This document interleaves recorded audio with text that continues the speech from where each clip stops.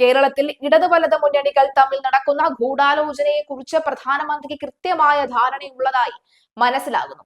കൃഷ്ണദാസിന്റെ ആവശ്യം ഗൗരവപൂർവ്വം പരിഗണിക്കുമെന്ന് പ്രധാനമന്ത്രി ഉറപ്പു നൽകിയതായി അറിയിക്കുന്നു.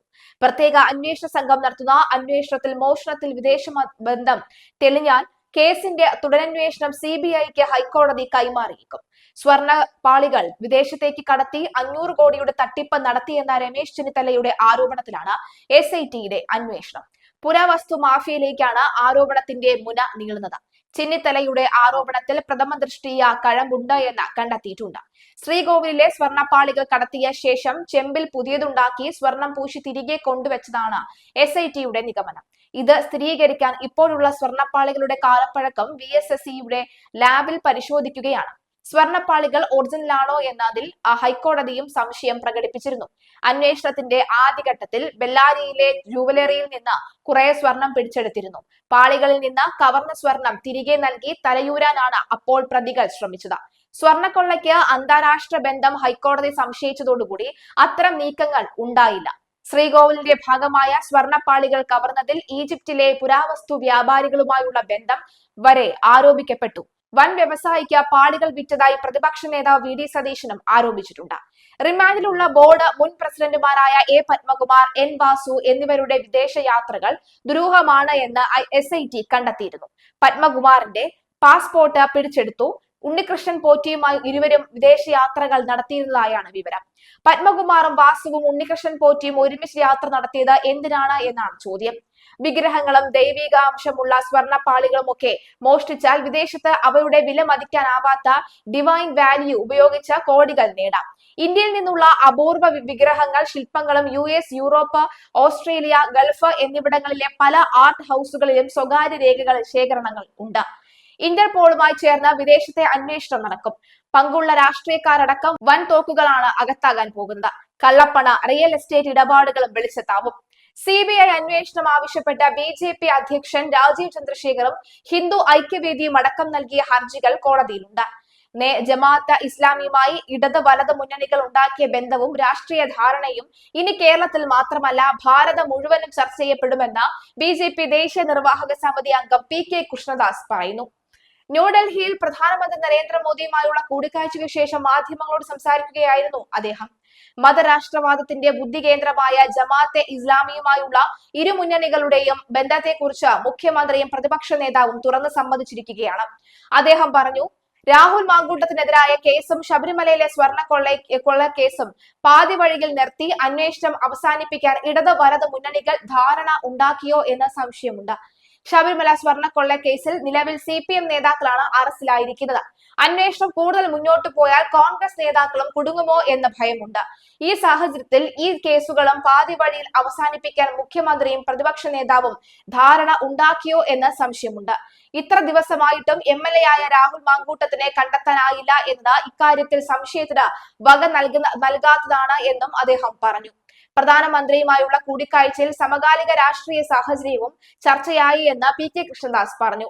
തദ്ദേശ സ്ഥാപന തെരഞ്ഞെടുപ്പിനെ കുറിച്ചും കഴിഞ്ഞ മാസങ്ങളിൽ BJPയും NDAയും നടത്തിയ പ്രവർത്തനത്തെക്കുറിച്ചും പ്രധാനമന്ത്രി ചോദിച്ചറിഞ്ഞു. കേരളത്തിലെ രാഷ്ട്രീയ സാഹചര്യം BJPക്കും NDAയ്ക്കും അനുകൂലമാണ് എന്ന് വിലയിരുത്തി. വികസന കാര്യത്തിൽ കേന്ദ്ര സർക്കാർ കേരളത്തിന് ഒപ്പം നിൽക്കുമെന്ന് ആവർത്തിച്ച് വ്യക്തമാക്കിയതായും കൃഷ്ണദാസ് കൂട്ടിച്ചേർത്തു. ആദ്യമായാണ് പ്രധാനമന്ത്രിക്ക് മുന്നിൽ ഇത്തരമൊരു ആവശ്യം സമർപ്പിക്കുന്നത്. രാജീവ് ചന്ദ്രശേഖർ ഉൾപ്പെടെ BJP നേതാക്കൾ ആരും പ്രധാനമന്ത്രിയെ കണ്ടിരുന്നില്ല. രാജ്യത്തിന്റെ രഹസ്യാന്വേഷണ വിഭാഗം നൽകിയ വിവരങ്ങൾ മാത്രമാണ് പ്രധാനമന്ത്രിക്ക് മുന്നിൽ ഉണ്ടായിരുന്നത്. ശബരിമല വിഷയത്തിൽ പ്രധാനമന്ത്രി നേരിട്ട വിവരങ്ങൾ ശേഖരിച്ചു വരികയാണ്.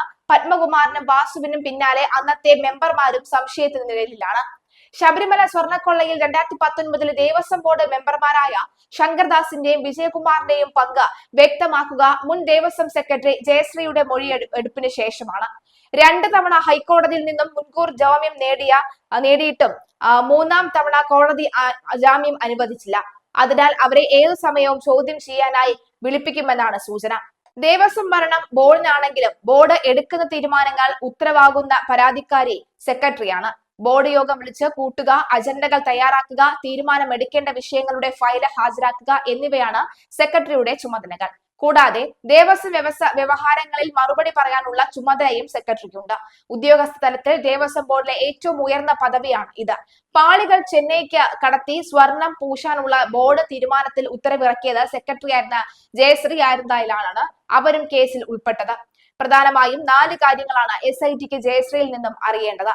പാളികൾ ഉണ്ണികൃഷ്ണൻ പോറ്റി വശം ചെന്നൈക്ക് കൊടുത്തുവിടാൻ തീരുമാനമെടുത്തത് ഫയൽ ദേവസ്വം സെക്രട്ടറി ആയിരുന്ന ജയശ്രീക്ക് കൈമാറിയ ശേഷം പ്രസിഡന്റ് ആയിരുന്ന A. പത്മകുമാർ അതിൽ തിരുത്തൽ വരുത്തിയോ? തിരുത്തൽ വരുത്തിയെങ്കിൽ അതിന് മെമ്പർമാരായ ശങ്കർദാസും വിജയകുമാറും സാക്ഷിയായിരുന്നു. പാളികൾ കടത്താനുള്ള ഉത്തരവ് ബോർഡിന്റെ പൂർണ്ണമായ തീരുമാനപ്രകാരം ആയിരുന്നു. ബോർഡ് ഫയൽ തിരികെ ആവശ്യപ്പെട്ടാൽ സർക്കാർ സെക്രട്ടറി ബാധ്യതയാണ്. മെമ്പർമാരുടെ സാന്നിധ്യത്തിലായിരുന്നു ഇത് തിരുത്തലെങ്കിൽ അവരും പ്രതി ചേർക്കപ്പെടും. പത്മകുമാർ സ്വന്തം ഇഷ്ടപ്രകാരമാണ് ഫയലിൽ തിരുത്തൽ വരുത്തിയതെന്നും ഉണ്ണികൃഷ്ണൻ പോറ്റി വശം പാളികൾ ചെന്നൈക്ക് കൊടുത്തുവിടാൻ തീരുമാനമെടുത്തത് പത്മകുമാർ ഒറ്റയ്ക്കാണെന്നുമാണ് നേരത്തെ ചോദ്യം ചെയ്തപ്പോൾ ഇരു മെമ്പർമാരും പറഞ്ഞത്. തങ്ങൾ ഫയൽ ഒപ്പിട്ടിട്ടില്ലെന്നും ഇവർ പറഞ്ഞിരുന്നു. 3ൽ 2 ഭൂരിപക്ഷമില്ലാതെ ഉത്തരവുകൾക്ക് അംഗീകാരം എങ്ങനെ കൈവന്നു എന്ന ചോദ്യത്തിന് ജയശ്രീ മറുപടി നൽകേണ്ടി വരും. ദേവസ്വം കമ്മീഷണറായിരുന്ന N. വാസുവിന്റെ പിത്തള പാളികൾ എന്ന പരാമർശം തിരുത്തി ചെമ്പുപാളികൾ എന്നാക്കിയത് മാത്രമാണ് പത്മകുമാറിന്റെ സ്വന്തം കൈപ്പടയിലുള്ളതെങ്കിൽ അത് കൊള്ളയിലേക്ക് നയിച്ച കാര്യങ്ങളിൽ ഒന്ന് മാത്രമായി SIT പരിഗണിക്കൂ. ജയശ്രീയെ മാപ്പുസാക്ഷിയായി പരിഗണിച്ച് ചോദ്യം ചെയ്ത് വിട്ടയക്കാനാണ് സാധ്യത. കേസിൽ സാക്ഷിയായ നടൻ ജയറാമിന്റെ മൊഴിയും വൈകാതെ എടുക്കുമെന്നാണ് സൂചന. ചെന്നൈയിലെ ജയറാമിന്റെ വസതിയിൽ വാതിൽപ്പാളികൾ എത്താനുള്ള സാഹചര്യവും ഇതിനായി ഉണ്ണികൃഷ്ണൻ പോയി നടത്തിയ നീക്കവും SIT രേഖപ്പെടുത്തും. വിഗ്രഹങ്ങൾ ഉൾപ്പെടെയുള്ള പുരാതന വസ്തുക്കൾ മോഷ്ടിച്ചതിനും അനധികൃതമായി കയറ്റുമതി ചെയ്തതിനും തമിഴ്നാട്ടിലെ ഒരു വിചാരണ കോടതി കുറ്റക്കാരനാണ് എന്ന് കണ്ടെത്തി 10 വർഷം തടവിന് ശിക്ഷിച്ച ഇന്ത്യൻ വംശജനായ US പൗരനാണ് സുഭാഷ് കപൂറിനെയാണ് ഹൈക്കോടതി സംശയിക്കുന്നത്. തമിഴ്നാട്ടിലെ അരിയല്ലൂരിൽ ജില്ലയിലെ വരദരാജ പെരുമാൾ ക്ഷേത്രത്തിൽ നിന്ന് 19 വിഗ്രഹങ്ങളാണ് ഇയാൾ മോഷ്ടിച്ചത്. ഇതുമായി ബന്ധപ്പെടുത്തിയാണ് ഉണ്ണികൃഷ്ണൻ പോറ്റിയെയും കോടതി സമാനമായി കാണുന്നു എന്നാണ് പറഞ്ഞത്. എന്തായാലും പ്രധാനമായും ഈ സ്വർണ്ണക്കൊള്ള ഇപ്പോൾ തെരഞ്ഞെടുപ്പ് 2ാം ഘട്ട തെരഞ്ഞെടുപ്പ് നടന്നുകൊണ്ടിരിക്കുകയാണ്. സ്വർണ്ണക്കൊള്ള വിഷയമൊക്കെ തന്നെ ഒരുപക്ഷെ ഇവരുടെ എല്ലാവരുടെയും മനസ്സിൽ ഉണ്ടായിരിക്കണം. ജൂൺ 23-ന് വാഷിംഗ്ടണിൽ ഇന്ത്യൻ അമേരിക്കൻ സമൂഹത്തിലെ അംഗങ്ങളുമായി നടത്തിയ ആശയവിനിമയത്തിനിടെ ഇന്ത്യയിൽ നിന്ന് മോഷ്ടിക്കപ്പെട്ട 100 പുരാവസ്തുക്കൾ കൂടി തിരികെ നൽകാൻ US സർക്കാർ തീരുമാനിച്ചതായാണ് പ്രധാനമന്ത്രി നരേന്ദ്രമോദി പറഞ്ഞത്. 2011 ഒക്ടോബറിൽ ജർമ്മനിയിൽ വെച്ച് അറസ്റ്റിലായ സുഭാഷ് കപൂർ നിലവിൽ തമിഴ്നാട്ടിലെ തിരുച്ചിയിലുള്ള സെൻട്രൽ ജയിലിലാണ് കഴിയുന്നത്. എന്തായാലും ഉണ്ണികൃഷ്ണൻ പോറ്റി അത്രയും വലിയ തട്ടിപ്പൊക്കെ തന്നെ നടത്തി എന്നാണ് ഇപ്പോൾ കോടതി വിലയിരുത്തിയിരിക്കുന്നത്. എന്തായാലും നിലവിലെ സാഹചര്യത്തിൽ മതങ്ങളുടെ മറവിൽ നടത്തുന്നത് ശരിയല്ല. ശബരിമല ശ്രീകോവിലിന്റെ വാതിൽ 24 ക്യാരറ്റുള്ള 2519.70 ഗ്രാം സ്വർണം 1999 പൊതിഞ്ഞിട്ടുണ്ട്. ഈ വാതിൽ മാറ്റിയാണ് 2018-19 324.40 ഗ്രാം സ്വർണം പൂശിയ പുതിയ വാതിൽ സ്ഥാപിച്ചത്.